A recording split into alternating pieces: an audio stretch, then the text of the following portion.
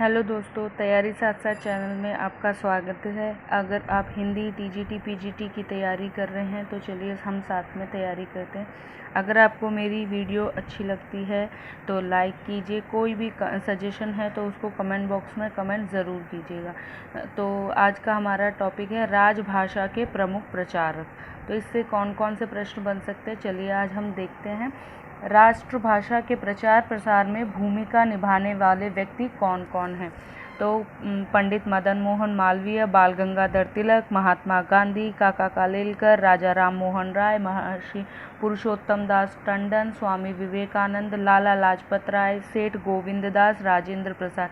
इन सभी ने हिंदी के राष्ट्रभाषा के प्रचार प्रसार में अपनी भूमिका निभाई है।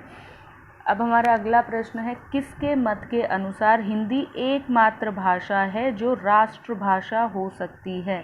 तो ये किसका मत है? ये है महात्मा गांधी का मत। गांधी जी ने कब और कहाँ के कार्यक्रमों में हिंदी के प्रचार प्रसार कार्य को शामिल किया? तो गांधी जी ने 1924 में कांग्रेस के 39वें अधिवेशन में बेलगांव कर्नाटक में प्रचार के कार्य को शामिल किया। हमारा अगला प्रश्न बनता है, किस अधिवेशन में कांग्रेस ने अपने सभी कार्य हिंदी में करने का प्रस्ताव पारित किया? तो कब प्रस्ताव पारित किया? 1925 के कानपुर अधिवेशन में। हमारा अगला प्रश्न है, वर्धा व मद्रास में राष्ट्रभाषा के प्रचार प्रसार हेतु राष्ट्रभाषा प्रचार समिति की स्थापना किसने की? किसने की? गांधी जी ने।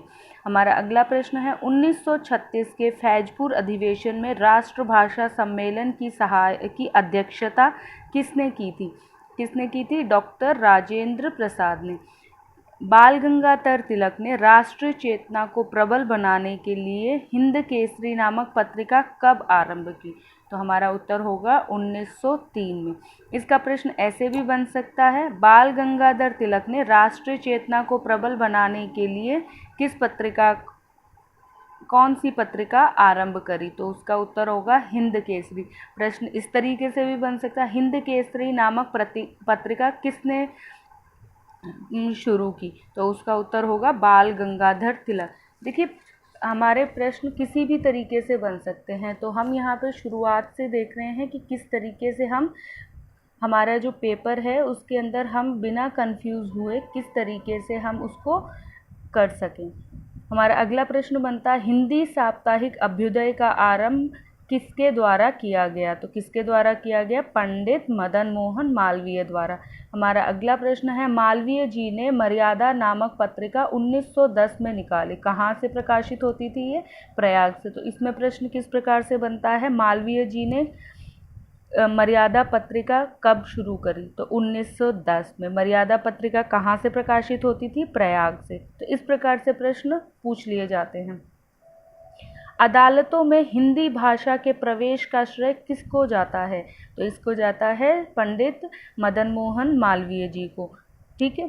कोलकाता से प्रकाशित किस पत्रिका के कुछ पृष्ठ हिंदी में छपते थे? मतलब कोलकाता से कौन सी ऐसी पत्रिका थी जो कि हिंदी में छपती थी, जिसके कुछ पन्ने हिंदी में छपते थे? तो वो थी बंगदूत।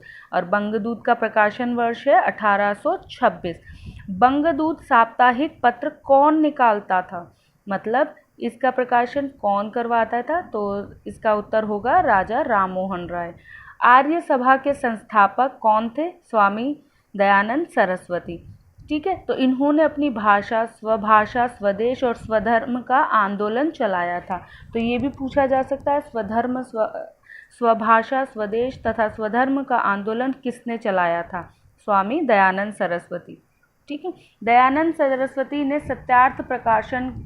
सत्यार्थ प्रकाश का प्रकाशन हिंदी में किया। तो ये भी पूछा जा सकता है, सत्यार्थ प्रकाश का पत्रिका किसके द्वारा निकाली गई थी? तो दयानंद सरस्वती द्वारा। ठीक है। तो इसका प्रकाशन किस में किया गया? हिंदी में किया गया। हमारा अगला प्रश्न है, 1940 ईस्वी में हिंदी दैनिक विश्वबंधु का प्रकाशन गोस्वामी गणेशदास ने किया। तो इसका प्रश्न कैसे बन सकता है, हिंदी दैनिक विश्वबंधु का प्रकाशन किसके द्वारा किया गया? गोस्वामी गणेशदास द्वारा। कब किया गया? 1940 में। ठीक है, इस प्रकार से प्रश्न भी बन सकते हैं। विश्व बंधु का प्रकाशन कहाँ से होता था? तो इसका प्रकाशन लाहौर से होता था। हमारा अगला प्रश्न है, पंजाब में हिंदी के प्रचार प्रसार का श्रेय किसे जाता है? तो इसका श्रेय जाता है श्रद्धाराम फुलेरी को। सन 1867 ईस्वी में महादेव रनाडे ने प्रार्थना समाज की स्थापना कर महाराष्ट्र में हिंदी के प्रचार प्रसार में योगदान दिया। तो हमारा प्रश्न ये बनता है, 1867 ईस्वी में किसने प्रार्थना समाज की स्थापना की? महादेव रनाडे ने। कहाँ पर करी? महाराष्ट्र में हिंदी के प्रचार प्रसार के योगदान के लिए की थी। 1897 ईस्वी में रामकृष्ण मिशन की स्थापना होने के बाद से जो भी पुस्तकें प्रकाशित होती थी उसका प्रकाशन हिंदी में होने लगा। ठीक है, उसका अगला प्रश्न हमारा बनता है, राष्ट्रभाषा हिंदी और राष्ट्रलिपि नागरी के प्रचार प्रसार हेतु सन 1893 में नागरी प्रचारिणी सभा की स्थापना हुई। तो इसमें प्रश्न होता है, नागरिणी प्रचारिणी सभा की स्थापना कब हुई? 1893 में। क्यों हुई? राष्ट्रभाषा हिंदी और राष्ट्रलिपि नागरी की प्रचार प्रसार हेतु। ठीक है, हमारा अगला प्रश्न इस तरीके से बनेंगे, राष्ट्रभाषा के प्रचार प्रसार में पत्रिकाओं का योगदान। पत्र पत्रिकाओं का जो योगदान था उनके कुछ लिस्ट है मेरे पास जो कि मैंने बनाई है। तो इस प्रकार से मैचिंग में भी दे दिया जाता है कि पत्र पत्रिकाएं और प्रकाशन स्थल कुछ भी दे दिया जाता है दूसरी तरफ, तो उसको सुमेलित करने के लिए बोल दिया जाता है। तो हमारा सबसे पहला है उदंत मार्तंड। तो ये पत्रिका कहाँ से प्रकाशित होती थी? कलकत्ता से। कब? 1826 में इसका शुरुआत हुई थी। अगला है हमारा प्रजामित्र। प्रजामित्र कलकत्ता से प्रकाशित होती थी 1834 में। प्रजाहितैषी कलकत्ता से प्रजाहितैषी आगरा से 1860 में। हरिश्चंद्र मैगजीन कहाँ से? बनारस से 1873 ईस्वी में। हिंदी प्रदीप प्रयाग से 1877। मैंने ये प्रश्न इस तरीके से इसलिए बनाए हैं क्योंकि एग्ज़ाम में इसी प्रकार से प्रश्न आते हैं, जबकि हमें एक दो का पता होता है और हम फिर कंफ्यूज हो जाते हैं और हम नहीं कर पाते।